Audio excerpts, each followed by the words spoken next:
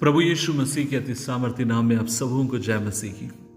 आज के मनन का भाग हमने लिया है यहोशू की किताब अध्याय 3 उसकी 9 आयत। Book of Joshua chapter 3 verse 9 लिखा है, यहोशू ने इजरायलियों से कहा, यहां आओ और अपने परमेश्वर यहोवा के वचन सुनो। अजीजों, क्या आप इस बात को जानते हैं? परमेश्वर हमसे बात करने वाला परमेश्वर है। और ये कब संभव होता है? कब आप और मैं परमेश्वर से बात कर सकते हैं? आप और मैं परमेश्वर के साथ तभी जुड़ सकते हैं जब मसीह के साथ आपका मेरा रिश्ता घनिष्ठ है। अजीजों, जब हम प्रार्थना करते हैं, हम परमेश्वर से बात करते हैं, परमेश्वर हमारी सुनता है, परमेश्वर अपने कान को आपकी मेरी ओर लगाता है। और वो समय होता है जब आप और मैं अपने आप को परमेश्वर की उपस्थिति में उंडेलते हैं। लेकिन दुर्भाग्यवश पूर्व हम में से अधिकांश लोग प्रार्थना में अपना सारा समय परमेश्वर से बात करने में व्यतीत करते हैं, लेकिन सुनने के लिए कभी भी समय नहीं निकालते। हम सुनना नहीं चाहते, क्योंकि जब सुनने की बारी आती है तो हम इम्पेशेंट हो जाते हैं। जब सुनने की बारी आती है तो हमारा मन उतावला हो जाता है। और मैंने अधिकांश समय देखा है कि जब सुनने की बारी आती है तो शैतान भी कहीं ना कहीं आपको परेशान करने की कोशिश करता है। खुदावन चाहता है आप और मैं उसकी आवाज को सुनने वाले हूं।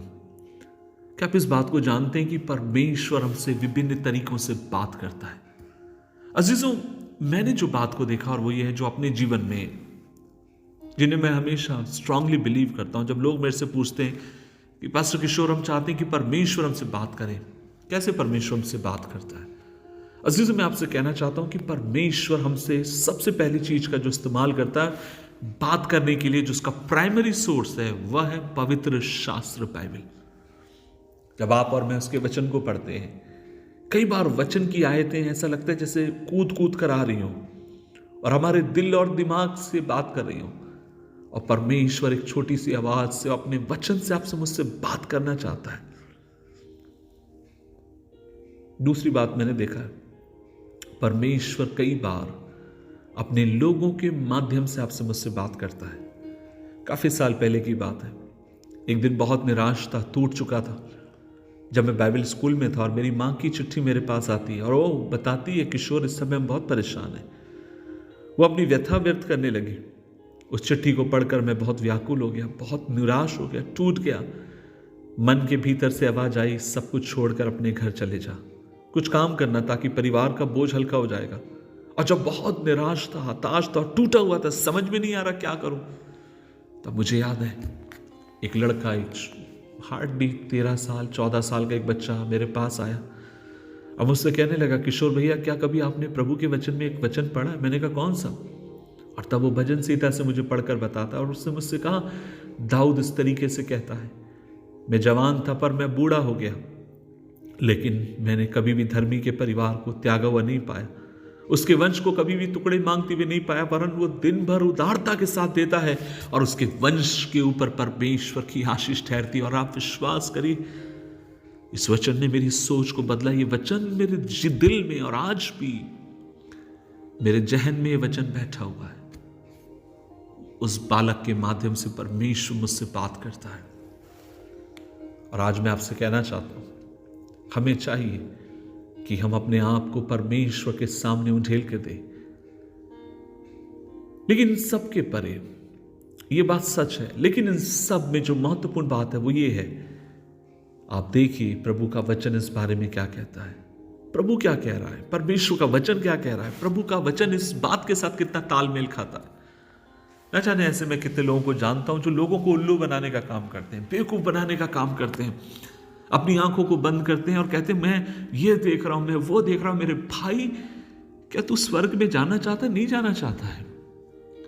यदि हम चाहते हैं कि लोग खुदा की वाणी सुने, तो ये बोलना बंद करो कि मैं तुम्हें जो सुनाता हूं वो सुनो, वरन ये बोलना शुरू करो, आओ हम मिलकर उसके वचन से सीखें, सुने।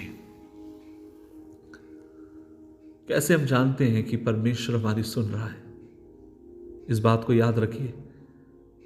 पहली बात, परमेश्वर जब आपकी मेरी आवाज को सुनता और आप और मैं जब प्रभु की वाणी को सुनते हैं, परमेश्वर कभी भी अपराध का बोध आपके अंदर पैदा नहीं करता। प्रभु अपनी शांति से आपको भरता है। प्रभु जब हमसे बात करता है, मैंने कहा वो अपने पवित्र शास्त्र से बात करता है, जिससे आपका मेरा विश्वास का निर्माण होता है। और परमेश्वर जब हमसे बात करता है, आपके जीवन को आप और अधिक प्रेम और परमेश्वर की सामर्थ्य से भरा हुआ पाओगे। प्रभु आपको भ्रम में पड़ने से बचाएगा। परमेश्वर आपसे प्यार करता है, इसलिए वो आपसे बात करना चाहता है। आज मेरी इस आवाज को सुनने वाली मेरी बहन, मैं तुझसे कहना चाह रहा हूं, क्या तू मेरी आवाज को सुन रही है? क्या तू इन शब्दों को समझ पा रही है? मेरे भाई, मैं तुझसे बात कर रहा हूं जो आज सुबह तू मुझे सुन रहा है। परमेश्वर का वचन सर्वोपरि और वो हमसे बात करता है। आइए दुआ करें। परमेश्वर, हम धन्यवाद देते हैं, हमें अनुग्रह दे कि हम तेरी आवाज सुनना सीखें। जब मैं प्रार्थना करूं प्रभु जी, मैं कम बोलूं लेकिन मैं तेरी ज्यादा सुनने पाऊं। जब मैं बाइबल पढ़ूं तो मैं अपनी कम सोचूं लेकिन तेरी सोच में सोचने पाऊं। मेरी मदद कर परमेश्वर, मेरी सहायता कर कि हर दिन के दौरान मैं अपने आप को इतना खुला करूं कि तेरी आवाज को सुन सकूं। इससे फर्क नहीं पड़ता मैं क्या कहता हूं और कोई क्या कहता, लेकिन खुदावन तू अनुग्रह दे, हम अपने तन मन से तेरी वाणी को सुनने वाले हो। यीशु मसीह के नाम से मांगते हैं, आमीन, आमीन, आमीन। खुदा आपके संग रहे। बोलने से ज्यादा परमेश्वर आपका अनुग्रह दे, आप उसकी आवाज को सुने। प्रभु आपके संग हो। जय मसीह की।